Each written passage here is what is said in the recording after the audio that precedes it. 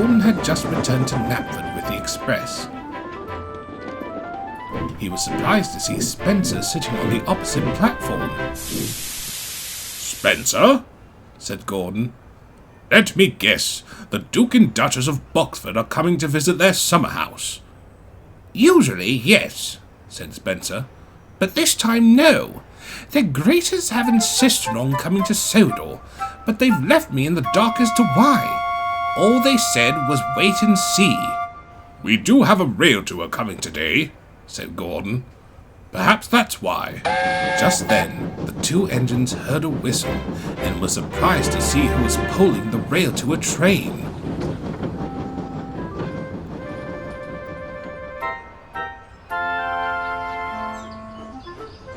It was a big blue engine who looked a lot like Spencer.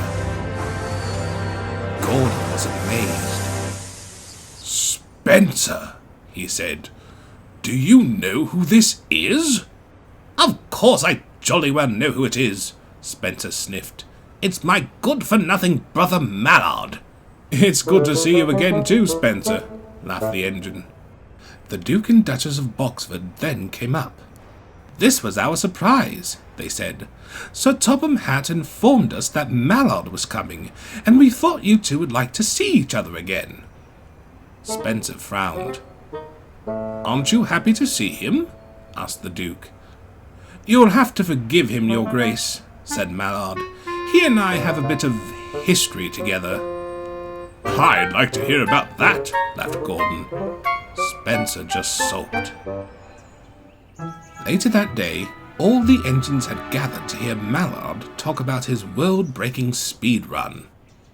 "And on a stretch of line between Grantham and Peterborough, we did it," said Mallard. 126 miles an hour, just for a moment. I nearly shook myself to bits, but I became a credit to the railway, and the history books as well, as the fastest engine in the world. The engines looked on in amazement. "Wait a minute," said James. "Spencer, didn't you tell us you were the fastest engine in the world? You said so when we first met." Mallard laughed.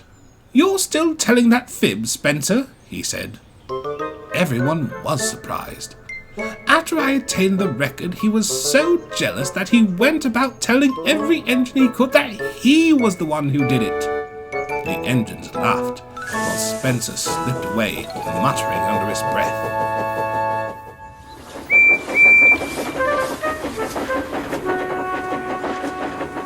The next day, all the engines teased Spencer for lying about being the fastest engine.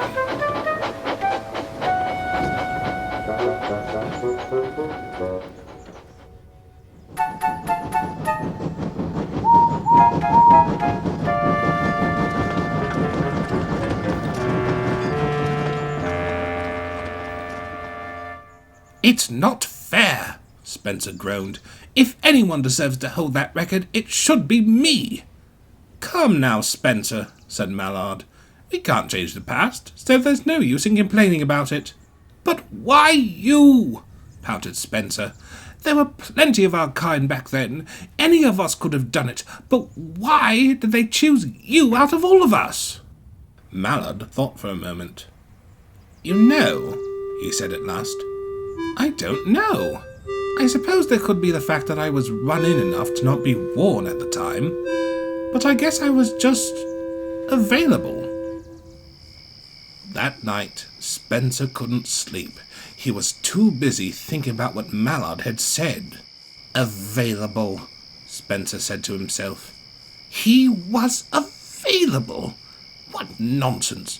Just because an engine's available doesn't mean you can give out speed records to him. Then Spencer made a plan. If he can do it, he thought, then so can I. I'll go for 127 miles an hour.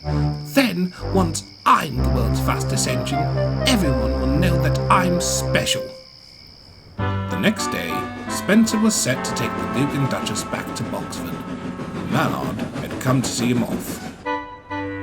"Goodbye, Spencer," said Mallard. "Even though our visit was short, it was good to see you again." Spencer grinned slyly. "Well, I promise you, brother," he sniffed, "that when we meet again, you'll be lost for words." Just then, the guard blew his whistle, and Spencer puffed away.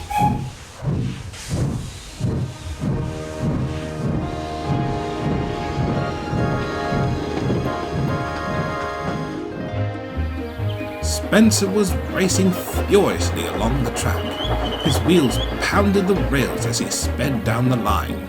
"Hold on, Spencer," said the driver. "We're not in a hurry." But Spencer kept speeding down the line. He was going faster and faster with every ounce of steam he had. "Come on, come on, come on," he panted. "Must beat Mallard, must beat Mallard." Then there was trouble. The emergency brake from one of the coaches had come on. Spencer had no choice but to slow down.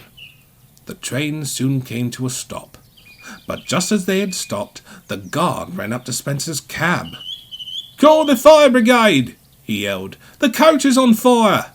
Spencer gasped in horror. Everyone was evacuated from the train, and the fire brigade was soon on the scene. After a bit of effort, the fire was soon extinguished. "The cause of the fire originated from an overheated axle box on one of the coaches," said the fire chief. "Once it got hot enough, it caused part of the coach to combust." The fire chief looked at Spencer. "You must have been going at a fair speed to make that happen," he said. "Be very thankful that it didn't get worse than it did." Spencer felt ashamed.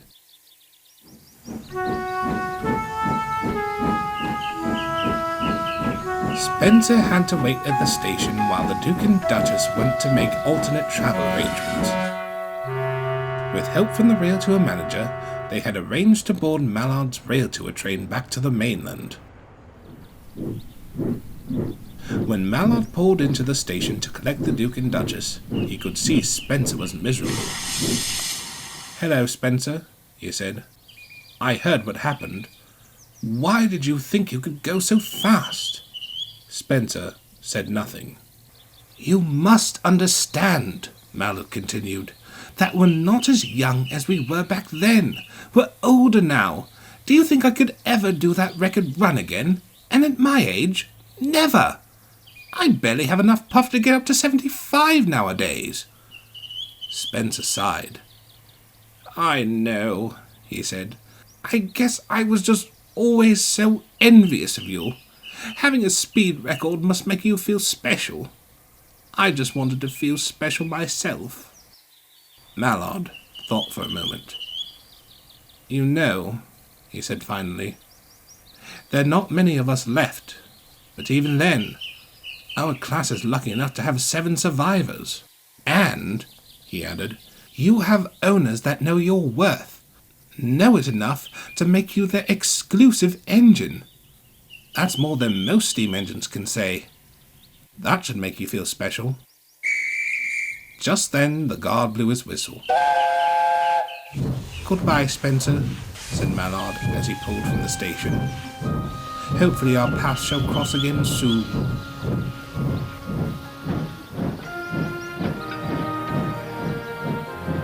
As Mallard's train disappeared into the distance, Spencer thought about what Mallard had said. He smiled to himself, knowing that, at long last, he finally felt special.